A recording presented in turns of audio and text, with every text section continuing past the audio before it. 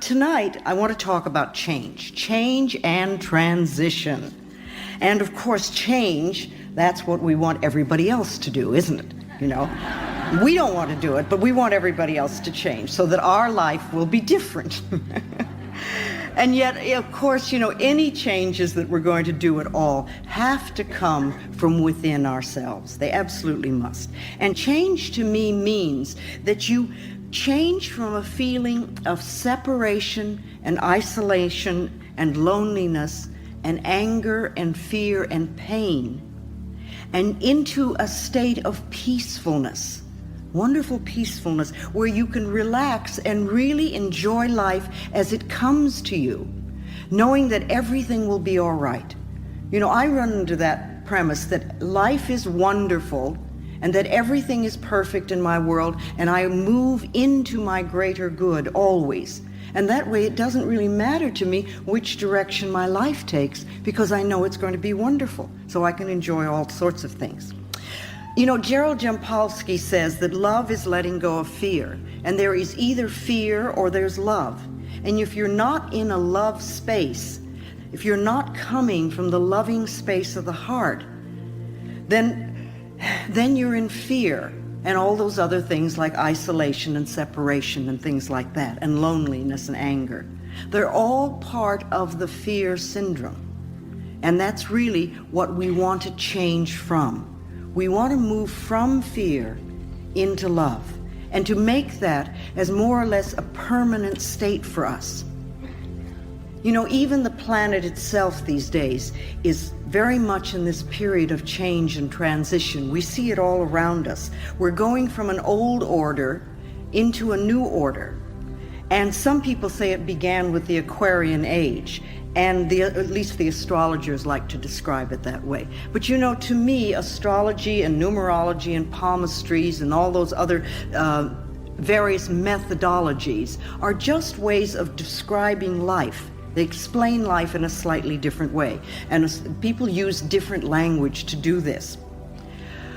But the astrologers say that we're moving out of the Piscean age and into the Aquarian age now. And you know, in the Piscean age, we reached outside of us and looked to other people to save us. We looked for other people to do it for us. But in the Aquarian age, which we're entering now, people are beginning to go within and find that they have the power to save themselves. And this is a wonderful, liberating thing for us.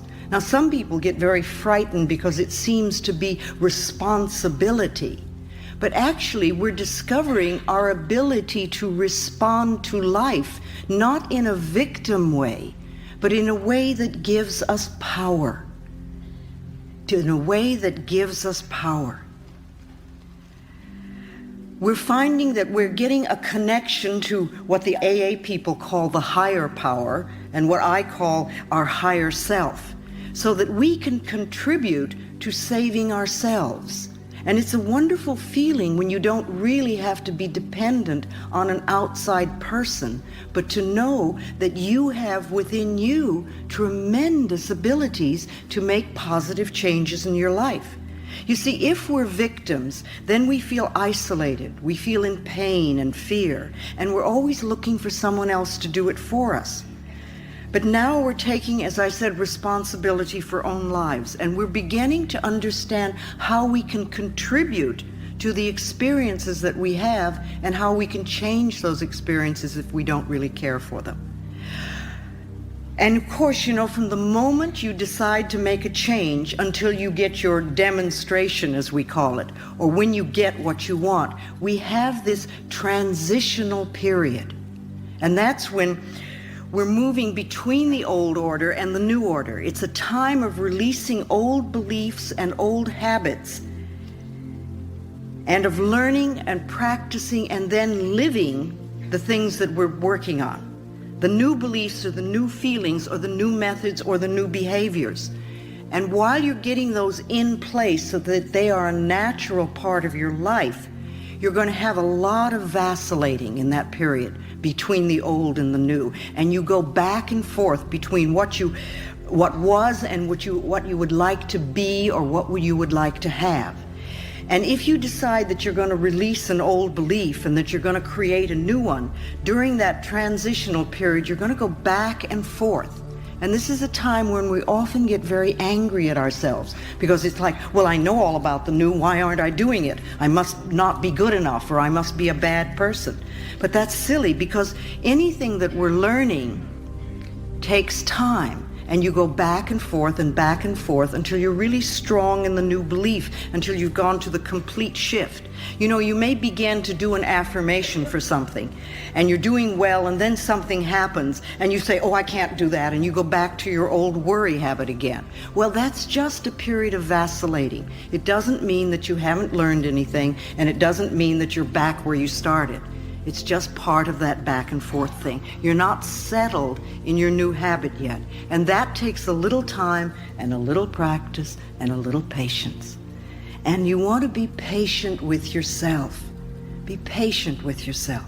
You know, you want to build yourself up instead of beating yourself up. There's a tremendously different image if you just think of it. Do your thoughts build you up, or do they beat you up? When you beat yourself up, you know, that's not being very loving to yourself. Sometimes we don't need to make outward changes so much as to go within and just sort of take what we already do and alter it just a little bit. Somebody was saying to me tonight that they were thinking about a new apartment and they were worrying that there wouldn't be enough money. And I said, well, why don't you start affirming there will be lots of money? And you know, it's just like a tiny little thing, and you almost change 2 words. But it's a small way of changing the way you look at a particular situation. Somebody was asking me, saying that they were in a lot of pain. And, you know, they kept using the word pain so much. And they said, is there another word that I could use? And I thought of the time that I smashed my finger with a window. And I realized that if I really gave into it, I was going to go through a very difficult period. So the minute it happened, I started to do some mental work right away. But then I remembered I was referring to my finger as having a lot of sensation. And it did. It had a lot of sensation.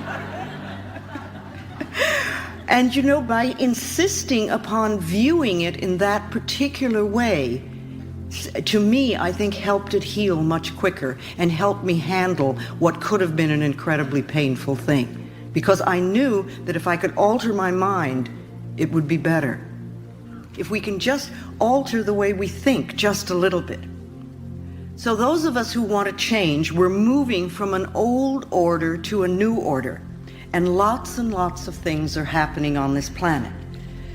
I don't think things on the planet are so very different than they used to be, but we seem to be more aware of things. I see things in the paper all the time and I think, oh my goodness, are we really doing that? And then as I continue to read, it seems like we've been doing it for a long time, but it's coming to the surface. We seem to see more negativity. But you know, if you want to clean your own mental house, if you decide to work on yourself and you're going to go inside, you have to look and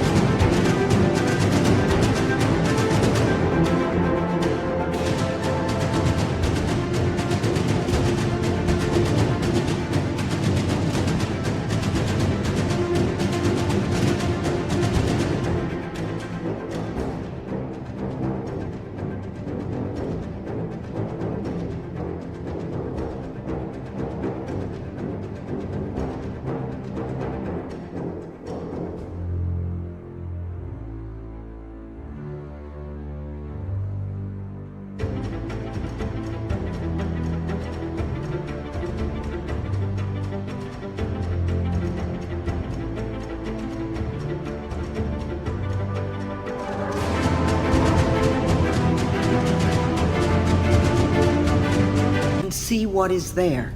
You have to look and see what your beliefs are so you know what to change. You can't clean out the negativity if you don't see it. If you're going to clean your own house, it's the same thing. You have to look around and see where the dirt is. You have to pick things up and dust them and look around and polish them or throw them out or replace them. But you have to see what's there. And if we're going to make a big transitional phase on this planet and really help to heal this planet, we're going to have to look and see what's occurring here. We're going to have to see what's happening and to uncover the negativity. And the things that have been hidden for a long time are going to come to the surface.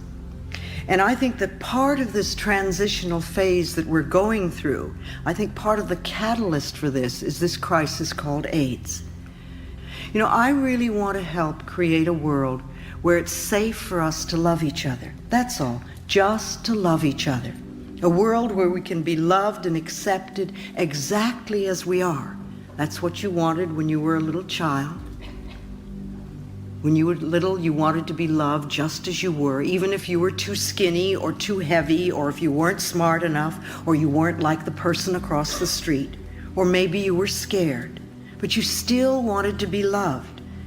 And it's the same thing we're all looking for now, only we're not going to get this love and acceptance from other people unless we can give it to ourselves. When we feel good enough to be loved, then others will love and accept us too. It's really that simple.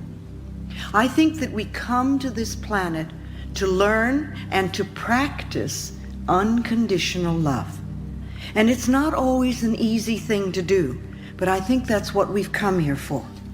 To have unconditional love, first of all, for ourselves, no matter what they said or what they did to us in the past. And also to give that same unconditional love to other people, to just allow them to be who they are, and to get rid of this them and us, because it's not them and us, it's all us. And we need to know that.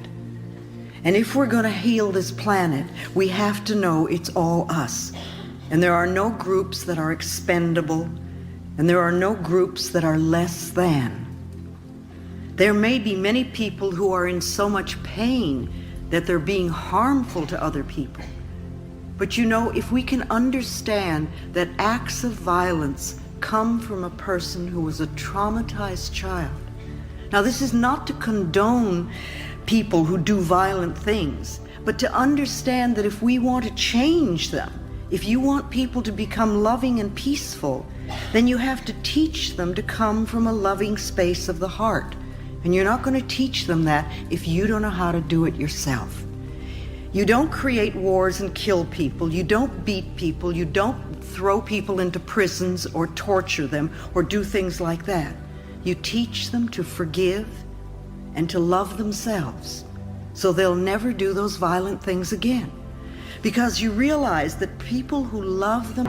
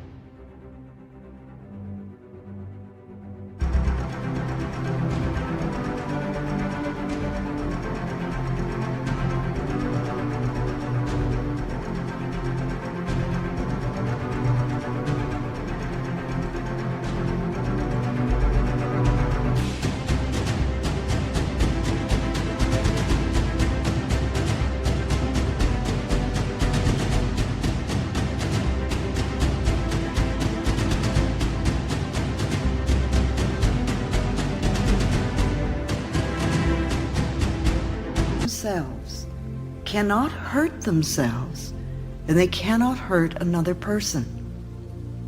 And to me, that's the answer to world peace and harmony and all sorts of wonderful things. So to help as many people as possible learn to love who they are, it's very simple. That's my work in this world, is to help people love themselves, to love ourselves so that we can get to this new order of what I see as unconditional love and peace and plenty for everyone. And I know that it's possible if we can just get the nonsense out of the way. I believe that when we leave the planet, The only thing we take with us is our capacity to love. We take our capacity to love with us, and that's all. We don't take our relationships. We don't take our automobiles or our bank accounts or our jobs. We take our capacity to love. And we have many, many opportunities to open our hearts on a much deeper level than we have. To me, love is the answer. I really believe that love is the answer. It's powerful. It helps us. It helps other people.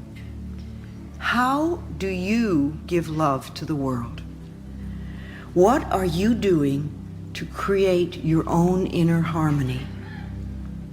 What do you do on a daily basis to make yourself feel good inside? Or do you just sit and bitch about what you don't have? Well, it's one way of handling it, but it doesn't change the situation. You know, you're not going to do it by being mad at yourself or being mad at other people. And you're not going to do it by blaming people. And you're not going to do it by being a victim. So what is it you do? How do you express unconditional love in your life? Even a little bit. Is there a small area of your life where you're willing to give unconditional love? How are you experiencing peace within you and around you? And if you're not doing it now, are you willing to begin? Are you willing to start creating inner harmony and peace? Another question to ask yourself is, do you really want to change?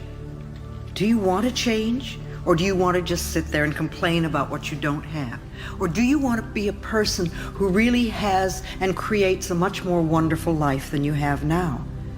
And if you're willing to change, you can. If you're willing to do the work involved, which means changing the way you're thinking, then you can change your life for the better. People come up to me a lot and say, "Oh, Louise, you've changed my life." Well, I don't change anybody's life. I don't do that. I'm not a healer. I don't heal anybody. I don't change anybody. I don't have that kind of power. Only you can change yourself.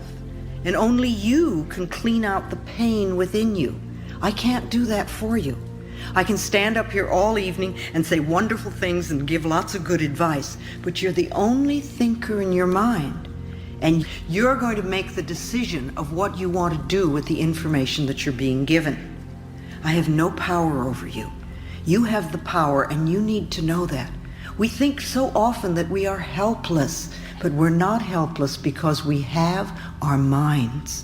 We have our minds. And you shape and mold your life from moment to moment by your thoughts and your beliefs and your attitudes. And you also want to know that you really are important to this world. You might say, "Well, I really don't do anything." But you are. Just the fact that you're alive is important. And your life has meaning. It really does. And you can contribute to the peace and the harmony of this planet just by using your mind. Now, some people get involved politically, and some people march, and some people do Peace Corps, and some people help feed the homeless and do all sorts of things, and that's fine. But you can also contribute to the peace and harmony of the planet just as much by how you use your mind. And remember, every time you think, every time you're thinking, you're connecting with like-minded people. Think of that for a minute.